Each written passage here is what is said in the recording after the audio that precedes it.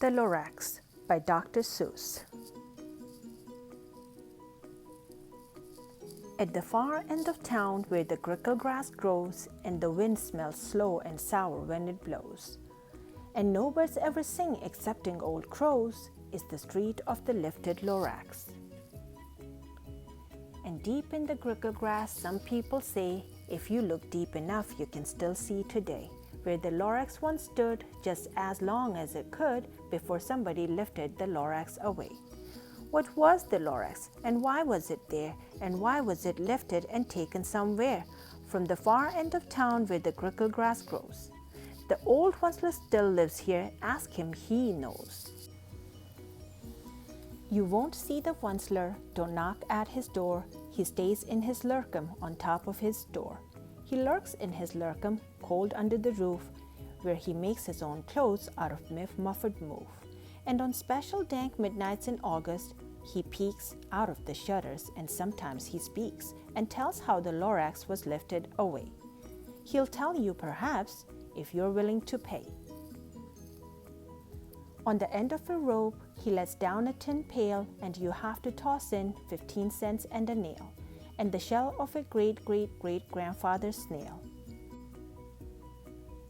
Then he pulls up the pail, makes a most careful count to see if you have paid him the proper amount.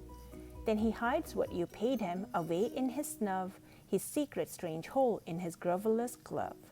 Then he grunts, I'll call you by whisper my phone, for the secrets I tell are for your ears alone. Slup! Down slups the whisper-my-phone to your ear, and the old Onceler's whispers are not very clear, since they have to come down through a snurgly hose, and he sounds as if he had smallish bees up his nose. Now I'll tell you, he says with his teeth sounding gray, how the Lorax got lifted and taken away. It all started way back, such long time back.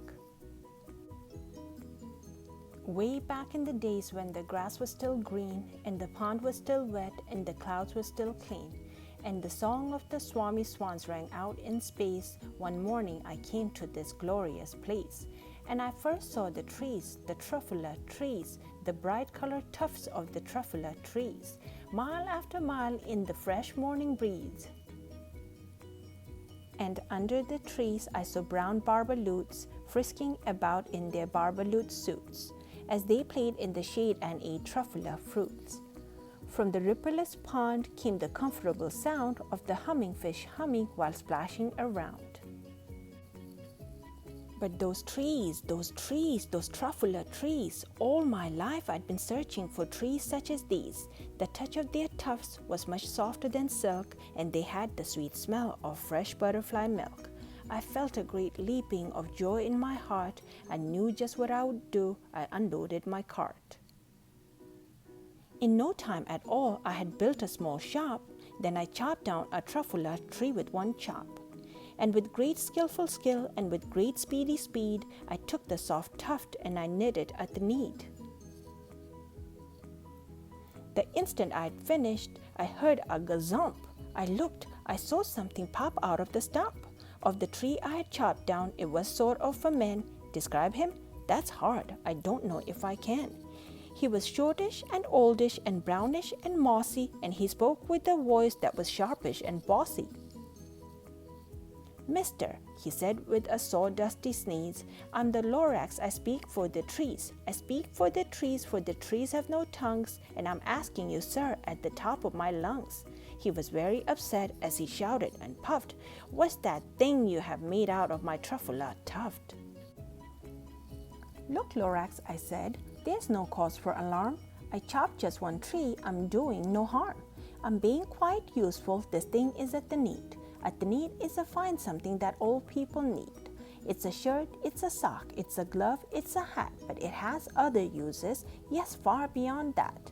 You can use it for carpets, for pillows, for sheets, or curtains, or covers for bicycle seats. The Lorax said, Sir, you're crazy with greed. There's no one on earth who would buy that fool to need. But the very next minute I proved he was wrong, for just at that minute a chap came along, and he thought that the knit I had knitted was great. He happily bought it for $3.98.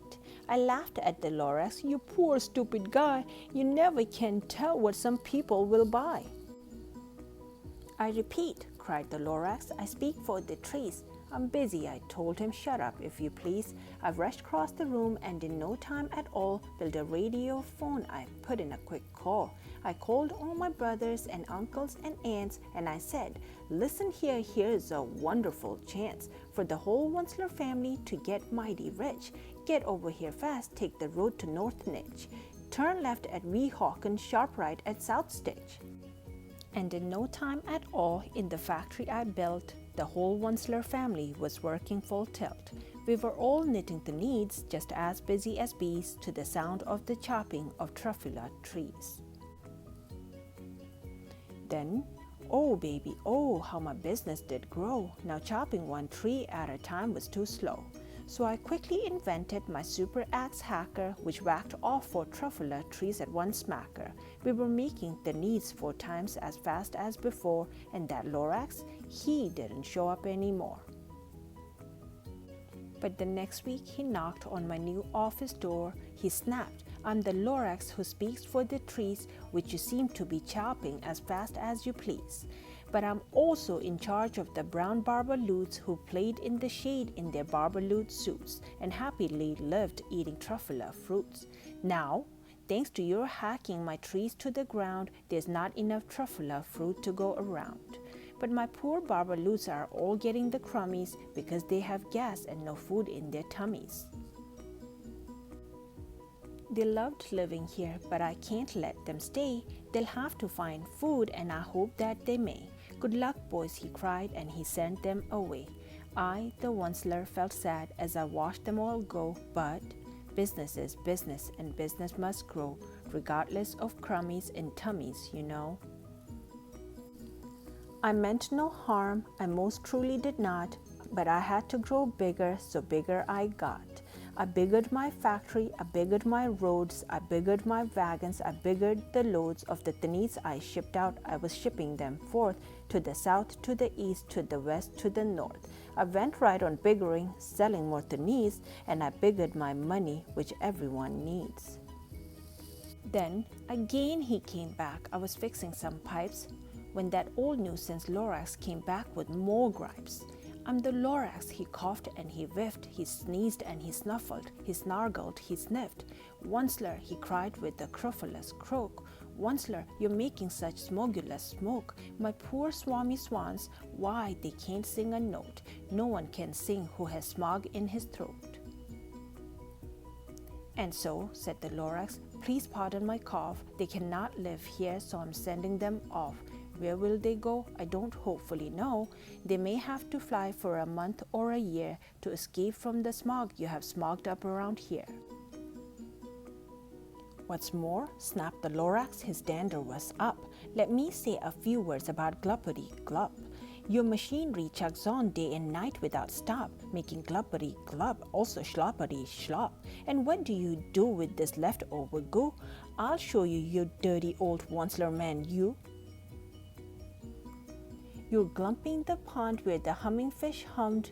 No more can they hum, for their gills are all gummed. So I'm sending them off, or their future is dreary. They'll walk on their fins and get woefully weary, in search of some water that isn't so smeary. And then I got mad, I got terribly mad. I yelled at the Lorax, now listen here, Dad. All you do is yap yap and say bad, bad, bad, bad. Well, I have my rights, sir, and I'm telling you, I intend to go on doing just what I do. And for your information, you Lorax, I'm figuring on biggering and biggering and biggering and biggering, turning more truffula trees into the needs which everyone needs. And at that very moment we heard a loud whack.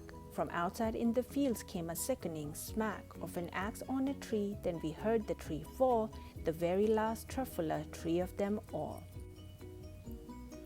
No more trees, no more needs, no more work to be done. So in no time my uncles and aunts, everyone, all waved me goodbye. They jumped into my cars and drove away under the smoke-smuggered stars.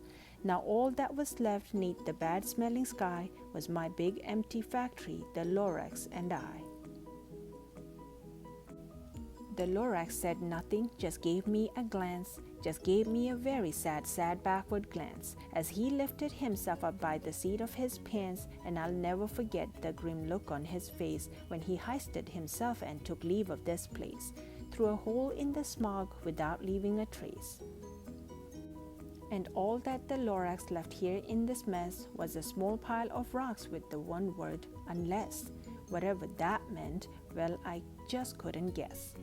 That was long, long ago, but each day since that day, I've sat here and worried away.